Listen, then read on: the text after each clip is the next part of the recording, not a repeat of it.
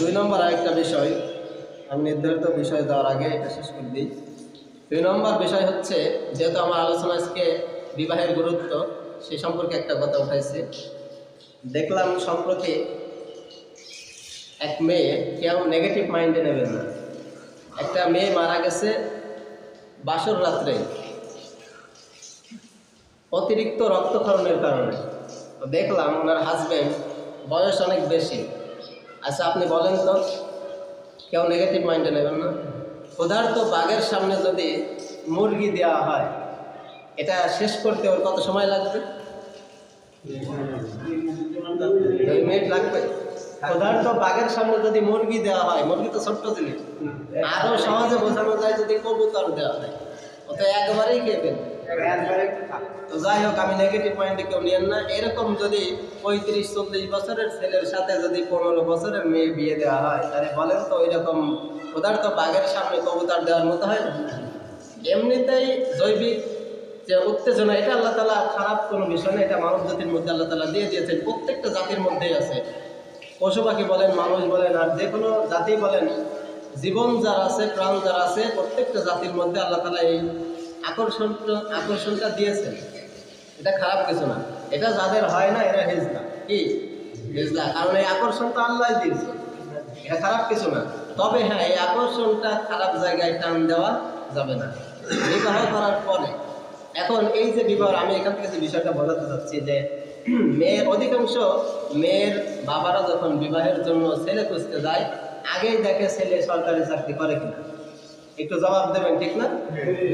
আগেই দেখে সরকারি চাকরি করে কিনা। সরকারি চাকরি করলে ও যদি হাড়ির কালির থেকেও কালো হয়, বয়স যদি 70 হয়, তবু ওই ছেলে ওর কাছে ভালো, ঠিক না বলেন?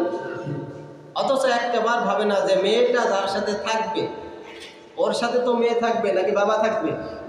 মেয়ে থাকবে। যা হওয়ার তো মানে যা হওয়ার মেয়ের উপর দিয়ে যাবে। যদিও কথাটা শুনতে খারাপ লাগছে, তবু একটু বিবেক দিয়ে বোঝা উচিত। 50, 60, 70 বছরের জীবনে আপনি মেয়ের জন্য এত কিছু তৈরি করছেন, এত রকম আপনার ভাবেন, এত কিছু তৈরি করে যাচ্ছেন, অথচ ওই মেয়েটা যে কার সাথে ভালো থাকবে অথবা কেমন ছেলের সাথে ভালো থাকবে, এটা একবারও আপনি খোঁজ করেন না। আগেই আপনি সরকারি চাকরিজীবী 50 বছরের বুড়ো ধরে এনে বিয়ে দিয়ে 2 দিন পরে কি মেয়ে মারা গেছে, যাবেই তো। কারণ ক্ষুধার্ত বাঘের সামনে যখন কবুতর দেবেন, ও তো কি ছেড়ে কথা বলবে? এমনি শেষ হয়ে যাবে। ক্ষুধার্ত বাঘের সাথে যদি নেকড়ে অথবা ভাল্লুক এরা যদি আক্রমণ করে, তাহলে কিছুক্ষণ ফাইট করে বেঁচে থাকতে পারে। এজন্য বিবাহের আগে অন্তত পক্ষে 4টা জিনিস দেখে বিয়ে দেওয়ার কথা নবীজি জানিয়েছেন। এর মধ্যে দিনদারিত্ব একটা মেন বিষয়। এটা যদি পাওয়া যায় তাহলে অন্তত তার সাথে মেয়ে বিয়ে দেওয়া যায়। চেহারা, রূপ, সৌন্দর্য, টাকা পয়সা, বংশ, এগুলোও দেখতে হবে। এগুলো কম থাকলেও সমস্যা নেই, কিন্তু দিনদারিত্বই মেন। ছেলে যদি গাঁজা খায়, বিড়ি খায়, ইয়াবা খায়, মদ খায়, সিগারেট, বিড়ি, এই সমস্ত জিনিসপত্র খেয়ে যদি মাতাল হয়ে রাস্তাঘাটে পড়ে থাকে, ঝোপঝাড়ে পড়ে থাকে, ওই ছেলের সাথে, ওই ছেলের কোটি কোটি টাকা থাকতে পারে, ওই রকম চরিত্রহীন দুশ্চরিত্র ছেলের সাথে মেয়ে বিয়ে দিলে আপনি কিয়ামতে জাহান্নামে যাওয়া ছাড়া আপনার কোনো উপায় থাকবে না।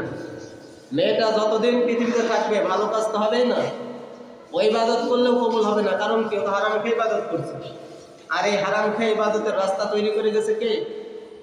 আপনি পিতা। কবরে বসে বসে ফিলাচ্ছিল, ওটা হলো কিন্তু আপনার 5 মণ গুণা নিজের জীবনেরটা নিয়ে মারা গিয়েছেন। এই সন্তান যতদিন পর্যন্ত পৃথিবীতে থাকবে, আহাল পরিবার পর্যন্ত যতই ওর থেকে আসবে, আপনি কিয়ামতে কিন্তু হয়তো নানা হিসাবে, পিতা হিসাবে আপনি কিন্তু পেতে থাকবেন। এই বিষয়টা যাদের মগজে ঢুকেছে তারা অন্তত একটু চিন্তা করবেন।